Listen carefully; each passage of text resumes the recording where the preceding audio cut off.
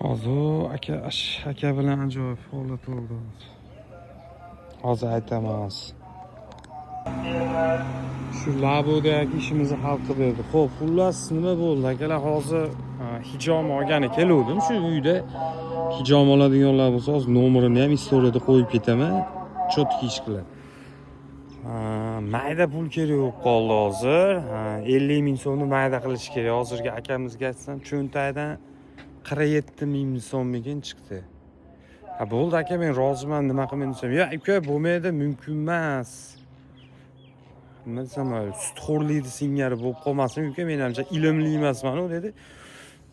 U eshikni chaqirib, bu eshik chaqirib, oxir metallomchi ishimizni hal qilib berdi. Nima demoqchiman?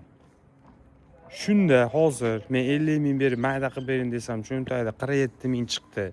Men rozi bo'lyapman. Shunda ham bo'lmaydimi? Ilmlilar bo'lsa yozinglar.